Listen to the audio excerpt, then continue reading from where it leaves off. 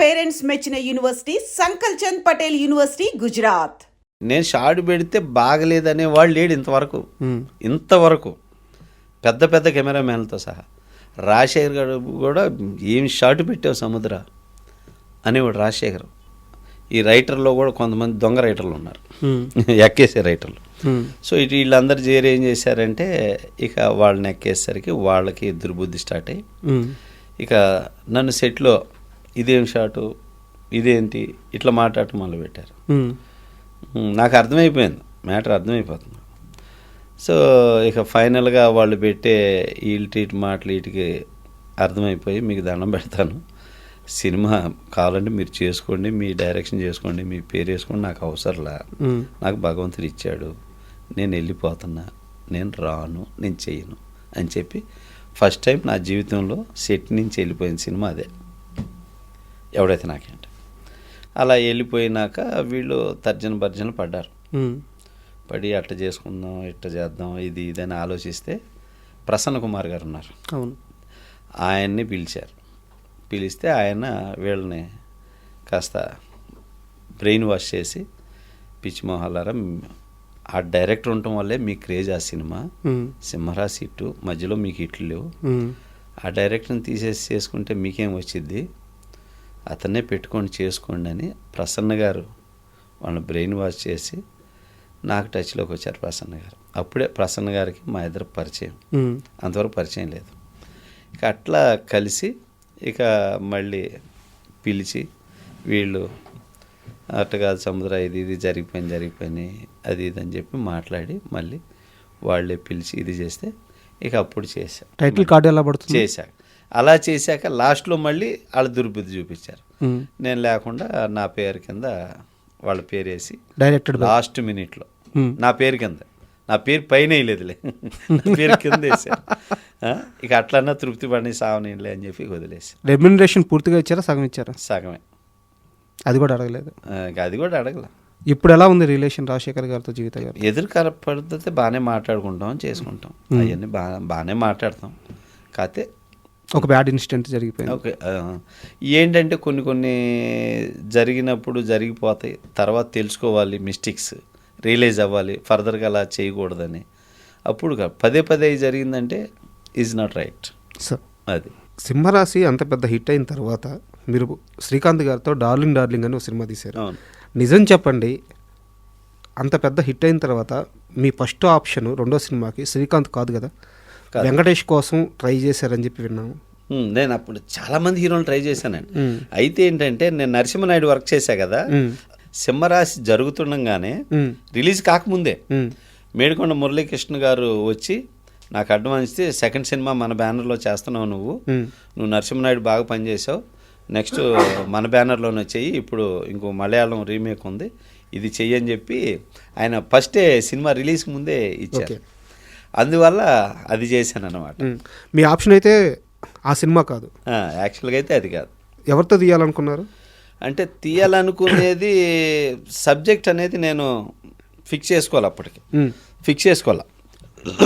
నేను ఇక ఏంటంటే నా కథను చేయాలని, నా కథలు నేను ఇంతవరకు చేయలే ఆ కథ. సో అట్లాగా అనుకున్న టైంలో అప్పుడు సింహరాశి రిలీజ్ హిట్ అయినాక బాలయ్య బాబు ఫోన్ చేసి సముద్రం మనం చేద్దామమ్మా, ఇట్లా బెల్లంకొండ సురేష్ ప్రొడ్యూసరు వినాయక్ అని కథ చెప్తాడు అబ్బాయి, ఇది ఒకసారి విని నీ ఒపీనియన్ చెప్తే నేను నా ఒపీనియన్ చెప్తా అన్నారు. చెన్నకేశ్వరరెడ్డి అప్పుడు మీకు ఒక మాట ఇచ్చున్నారు కాబట్టి అది గుర్తుపెట్టుకుని ఆయనే చేశాడు. వావ్, బాలయ్య బాబు ఆయనే చేశాడు. ఆయనే చేసి చెప్పటం వల్ల అది మాట్లాడి విన్నాక వినయ్ అప్పుడు ఈ కథ చెబితే యావరేజ్గా ఉంది వినయ్ అనగానే అయితే ఈ కథ చెబుతా వినబోయ్ అని చెప్పేసి ఆది చెప్పాడు, ఇది అదిరిపోయింది వినయ్ కదా, ఇది గ్యారెంటీ అని చెప్పాను వినయ్కి. అదే దీనిలో చిన్న ఇవి ఉన్నాయి, అవి కరెక్ట్ చేసుకోవాలి అని చెప్పాను అన్నమాట. అట్లా ఇక తర్వాత వాళ్ళ డిస్కషన్లు అవి జరిగి ఇక డైరెక్టర్ని మాట వింటలేదు అనే డిస్కషన్ జరిగి ఇక ఎందుకు క్లాసులు వద్దు తర్వాత చేసుకుందామని వదిలేసేసుకున్నాం. సార్ ఆది సినిమా కథ మీరు ముందే విన్నారు, జూనియర్ ఎన్టీఆర్ అనే ఒక కొత్త కుర్రాడితో అంత పెద్ద హెవీ సబ్జెక్టు సినిమా తీస్తున్నారని మీకు తెలిసింది. అవును. సినిమా రిలీజ్ అయిన తర్వాత ఈ కుర్రాడు ఈ కథకి న్యాయం చేశాడు అని అనిపించిందా? మీకు ఎలా అనిపించింది? లేదండి, అంటే జూనియర్ని నేను అప్పటికే చూసున్నా. కాకపోతే వినయ్లో ఆ భయం ఉండేది. భయ్యా ఇంత పెద్ద సీన్ చేతనని హిడిపోయినా అని చెప్పేసి.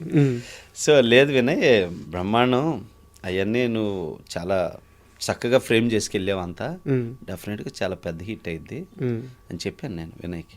ముందైతే ఆ భయం ఉండింది వినయ్లో, అంటే చాలా హెవీ సీన్ చేస్తున్నాను ఎన్టీఆర్ మీద అనే చిన్న భయం అయితే వినయ్లో ఉంది. నా దగ్గర చెప్పాడు అప్పుడు. కానీ అసలు భయపడాల్సిన పని లేదు వినయ్, అద్భుతంగా ఉంది ఇంటర్వెల్ ఎపిసోడ్, మామూలుగా లేదని చెప్పాను. ఆ సుమోలు లేపేవి అన్నీ సూపర్గా ఉన్నాయని. ఇక ఆ తర్వాత చూశాక ఎక్సలెంట్గా ఉంది వినయ్, సూపర్ మేకింగ్ చేసామని చెప్పాను. ఆది సినిమా అంత పెద్ద సక్సెస్ అవ్వడం వల్లే కదా మీకు చెన్నకేశ్వర రెడ్డి చేజారింది. అంటే వాళ్ళు ఇక అలా నమ్ముకున్నారు ఫ్యాక్షనిజం అని. బాలకృష్ణ గారు ఏంటంటే ఆయన స్వతహాగా మెసేజ్లు సినిమాలు చేయడానికి ఇష్టపడ్డాడు. ఆయన ఏంటంటే జనానికి మనం మెసేజ్ చెప్పేది ఏంటి అంటాడు, నేనేంటంటే మెసేజ్ స్క్రిప్ట్లు చెప్పేవాడిని. సో మళ్ళీ అప్పటికే బాలకృష్ణ గారు నరసింహనాయుడు ఫ్యాక్షనిజం, మళ్ళీ సింహసింహం ఫ్యాక్షనిజం, మళ్ళీ చెన్నకేశ్వర రెడ్డి ఫ్యాక్షనిజం.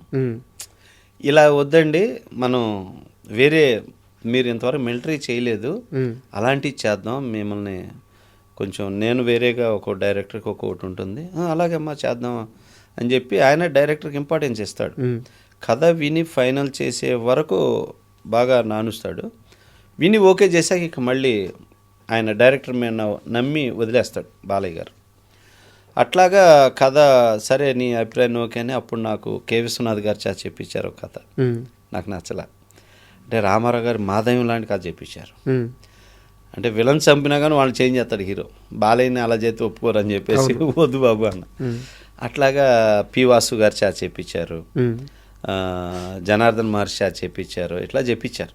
ఏ ఓకే చేయలే.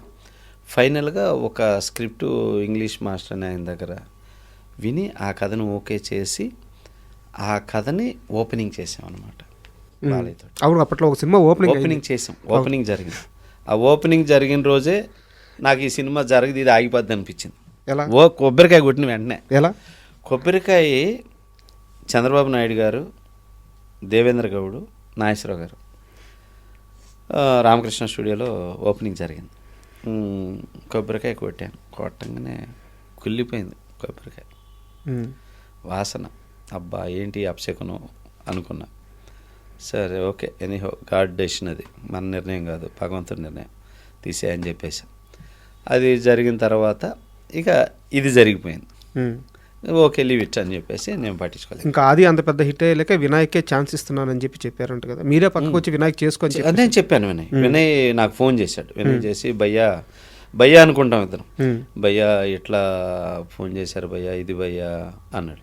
వినయ్ నువ్వు కాబట్టి ఇంకోళ్ళు చేస్తారు, అది నువ్వే ఎందుకు చేయకూడదు, నువ్వే చేయి, గొప్ప సక్సెస్ ఇచ్చావు, హ్యాపీగా నువ్వే చేయి వినయ్, నేను అట్లా ఫీలింగ్ ఏం నాకు లేవు, నేను అలాంటి వాడిని కాదు, ప్రతి వాళ్ళు ఎదగాలి, ప్రతి వాళ్ళు బాగుండాలనుకుంటాను, సో నేను హార్ట్ఫుల్గా చెప్తున్నా వినయ్, నువ్వు చేయి వినయ్ అని చెప్పి. థ్యాంక్ యూ భయ్యా, వచ్చాక కలుస్తాను. అప్పుడే మ్యారేజ్ చేసుకున్నాడు వినయ్. మ్యారేజ్ చేసుకొని రాగానే కలిసి సారీ భయ్యా ఇలా జరిగినందుకని. పర్లేదు వినయ్ ఏముంది అని చెప్పి ఇప్పుడు కూడా మాట్లాడుకుంటుంటాం sir. And for more videos, please subscribe to iDream. Please subscribe to iDream. Please subscribe iDream. And please subscribe to iDream. For more videos, subscribe to iDream. please like, share and subscribe to the channel. Congratulations, iDream. Subscribe to iDream. Subscribe to iDream. So subscribe to iDream Media. iDream की iDream team अंदर की huge congratulations. Please subscribe iDream Media. Please subscribe to iDream. Subscribe iDream. Please subscribe to iDream.